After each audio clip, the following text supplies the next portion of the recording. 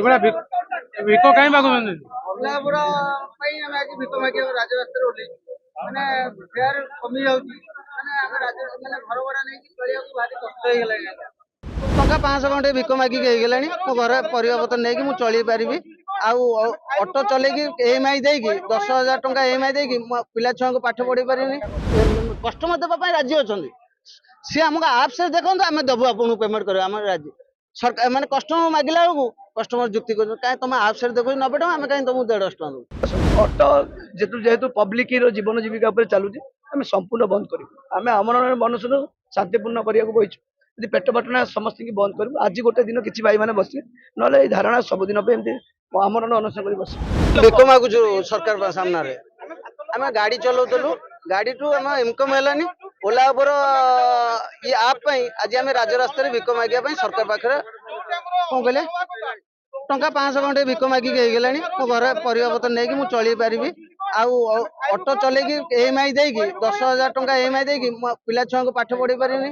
ସେମିତି ଭିକ ମାଗି ଜାଣି ମୋ ପିଲା ଛୁଆ ଭିକାରୀ ଗରିବ ହେଇଗଲେ, ମାନେ ତାଙ୍କ ମୂର୍ଖ କରେଇଦେଲେ। ତାଙ୍କ ସରକାରଙ୍କ ପିଲା ଛୁଆ ପାଠ ପଢିକି ଭଲ ଚାକିରି କରନ୍ତୁ, ତାଙ୍କ ପାଇଁ ଉଠିଛି। ସରକାର ଉପରେ ରାଗ କଣ? ଓଡିଆ ଅସ୍ମିତା କହିକି ଆସିଥିଲେ, ଓଡିଆଙ୍କର ନୂଆ ଡବଲ ଇଞ୍ଜିନ ସରକାର କହିକି ଆସିଲେ, ଗରିବ ମାନଙ୍କ ଦୁଃଖ ବୁଝିବେ, ବୁଝିଲେନି। ଆମେ ରାଜରାସ୍ତାରେ ବସିଲୁ ଆଜିଠୁ ପୁରା ଧାରଣା।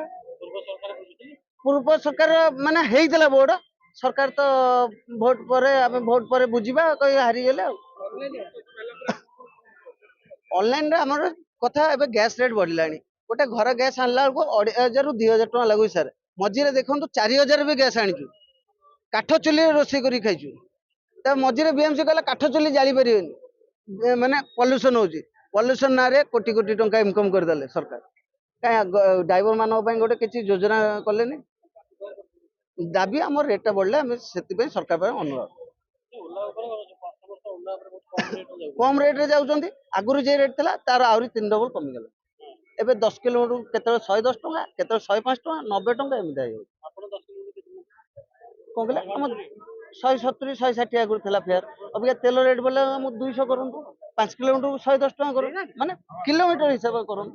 ଆମ ବେସ୍ ଫେୟାରଟା ବଢାନ୍ତୁ। ବେସ୍ ଫେୟାରଟା କାଟି ଦେଇଛନ୍ତି ଏବେ ସରକାର। ହଁ, ତାପରେ ଅବିକା ଗୋଟେ ବୁକିଂ କରନ୍ତୁ, ଅବିକା ସେଇ ଜାଗାରେ ଅବିକା ଦେଖନ୍ତୁ 300 ଟଙ୍କା ଭଡା ରେଟ୍ ହେଇଛି। ସରକାର ଦେବା ମାନେ କଷ୍ଟମର ଦେବା ପାଇଁ ରାଜି ଅଛନ୍ତି। ସିଏ ଆମକୁ ଆପ୍ସରେ ଦେଖନ୍ତୁ, ଆମେ ଦେବୁ ଆପଣଙ୍କୁ ପେମେଣ୍ଟ କରିବୁ, ଆମର ରାଜି। ସରକାର ମାନେ କଷ୍ଟମର ମାଗିଲା ବେଳକୁ କଷ୍ଟମର ଯୁକ୍ତି କରୁଛନ୍ତି, କାହିଁ ତମେ ଆପ୍ସରେ ଦେଖୁଛ 90 ଟଙ୍କା, ଆମେ କାହିଁ ତମକୁ 150 ଟଙ୍କା ଦେବୁ। କଥା ହେଲା ଏଇଠି। ସେ କହୁଛନ୍ତି କମ୍ପାନୀ ରେଟ୍ ବଢିଲେ ଆମେ ଦେବାକୁ ରାଜି ଅଛୁ, ଆମେ ଝଗଡା କରିବୁନି। କଷ୍ଟମର ସାର୍, ଆମ କଷ୍ଟମର ବାଢେଇ ପକାଉଛନ୍ତି। କଣ କରିବୁ? ଅବିକା ଗାଡି EMI ନ ଦେଲା ବେଳକୁ ଆମ ଗାଡି ଭିଡା ହେଇଯିବ। ସେ ଗାଡି ବାଧ୍ୟରେ କରୁଛୁ, ଖାଲି ଖାଇକି ବଞ୍ଚିବା କଥା। ସରକାର ପାଖରେ ଦାବି କଣ? ଆମେ ମୋହନ ମାଝୀ ସରକାରକୁ ଆମେ ଆଣିଥିଲୁ। ଆମେ ସରକାରକୁ କହୁଛୁ ଏତିକି ଅନୁରୋଧ, ଆମ ରେଟ୍ଟା ଟିକେ ବଢାନ୍ତୁ, ଆମ ଦୁଃଖଟା ବୁଝି ଦିଅନ୍ତୁ। ଆମେ ସରକାର ପାଖରେ ଅନୁରୋଧ, ନହେଲେ ରାଜରାସ୍ତାରେ ବସି ରହିବୁ ସବୁଦିନ ପାଇଁ। ଅଟୋ ନେଇକି ଆମେ ମୋହନ ମାଝୀ ଦୁଆରେ ରଖିଦେବୁ, ଘର ଦୁଆରେ। ତା ରାଜଭବନ ନୂଆ ହେଇଛି, ନହେଲେ ଆମେ ଇଏ ଭବନ ଆମେ ଘେରାଉ କରିବୁ, ବିମାନ ଘେରାଉ କରିବୁ। ଭିକ ମାଗୁନାହାନ୍ତି, ଆମର ଅନଶନ ସହିତ ଭିକ ମାଗ। କାରଣ ଆମେ ସରକାରଙ୍କୁ ଜଣା ପଡୁନି। ତେଲ ରେଟ୍ ଯେତେବେଳେ ପେଟ୍ରୋଲ ଡିଜେଲ ର କମ୍ପାନୀ ମାନେ କ୍ଷତି ହେଇଯାଉଛନ୍ତି, ସରକାର ଏଠୁ ଚିନ୍ତା ରହୁଛନ୍ତି ଯେ ପେଟ୍ରୋଲ ଡିଜେଲ କମ୍ପାନୀ କିଛି ନିର୍ଦ୍ଦିଷ୍ଟ କମ୍ପାନୀ ମାନେ 5-10ଟା କମ୍ପାନୀ କ୍ଷତି ସହିଗଲେ ସରକାରକୁ ଚିନ୍ତା ଲାଗିଯାଉଛି। ସରକାର ତା ତେଲ ରେଟ୍ ବଢିଯାଉଛି। ହଜାର ହଜାର ଓଡିଆ ଯୁବକ ବେରୋଜଗାର ବର୍ତ୍ତମାନ ମାନେ ପେଟ ପାଟଣାର ବର୍ତ୍ତମାନ ଗୋଟେ ଘୋର ଚିନ୍ତାରେ ବର୍ତ୍ତମାନ ବସିଛନ୍ତି ଯେ ବର୍ତ୍ତମାନ ତାଙ୍କ ପରିବାର କେମିତି ଚଳିବ, ତାଙ୍କ ଘର ଭଡା କେମିତି ଦେବେ, ତାଙ୍କ ଗାଡି କିସ୍ତି କେମିତି ଦେବେ, ତାଙ୍କ ପିଲା ପାଠ କେମିତି ପଢିବ। ବର୍ତ୍ତମାନ ଏ ଚିନ୍ତାରେ ବର୍ତ୍ତମାନ ଓଡିଶାର ଅଗଣିତ ଯୁବକ ବର୍ତ୍ତମାନ ବସିଲେଣି ଯେ ଆମେ କେମିତି ଘର ଚଳେଇବୁ।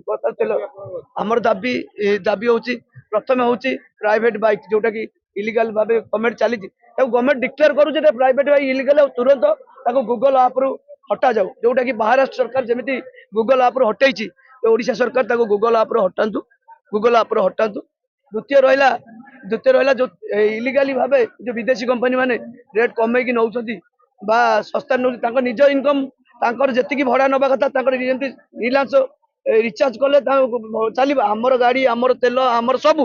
କିନ୍ତୁ ସିଏ ଆମେ ରିଚାର୍ଜ କଲେ ଆମେ ଗାଡି ଚଲେଇ ପାରିବୁ, ଆମେ ଚଲେଇ ପାରିବୁନି। ଯେମିତି ଆମ ମୁଣ୍ଡଟା ବିଦେଶୀ କମ୍ପାନୀ କିଣିଦେଇଛି। ଯଦି ଓଡିଶା ସରକାର ଓଡିଆ ଅସ୍ମିତା ବା ଓଡିଆ ସ୍ୱାଭିମାନ, ଓଡିଆ ସଂସ୍କୃତି ओडिया अभिजात कहीकि आज सरकार आसी देखला से ओडिशा युवक मानक ए फॉरेन कंपनी ए विदेशी कंपनी लुटुछंती बर्तमान भड़ा तो कम करिकी कमिशन नहीं जाऊँ कि बर्तमान ड्राइवर बेहाल आमे दाबी आम हूँ गोटे बोर्ड गठन करा स्वतंत्र ऑनलाइन बोर्ड भविष्य में बोर्ड गठन आउ ए कंपनी माने जी रेट अच्छी रेट बढ़ातु आगु जमी महाराष्ट्र सरकार गूगल आप हटाई सिस्टम को ए ओला उबर रापिड आम सरकार तत्कालीन आप हटा जाए हाँ देखो जिते बड़े ऑनलाइन जुग है प्रत्येक दर बर्तमान स्विगी जोमाट प्रत्येक लोग ऑनलाइन प्रिफर कले जो मोबाइल स्मार्टफोन गोटे गरीब लोक भी स्मार्टफोन रहा जो आम ऑटो चालक भी से ऑनलाइन की प्रिफर करेंगे जेहतु गवर्नमेंट भी चाहूँगी सेफ्टी भी समस्ते चाहूँ आम डॉक्यूमेंट रहा गोटे कस्टमर डॉक्यूमेंट तेणु ऑनलाइन लोक सुविधा आम भी चाहूँ आम शिक्षित युवक मैंने बहुत जड़ित होती गोटे भरोसा विश्वास आम पेट पाटना पशु कि अर्थ नुह जे आम घोड़ा घोड़ा घोड़ा 6 टंका को दाना 9 टंका आम गाड़ी आम घोड़ा 6 टंका को दाना 9 टंका माने आम गाड़ी जी इनकम आम हाथ घर ये करके सुना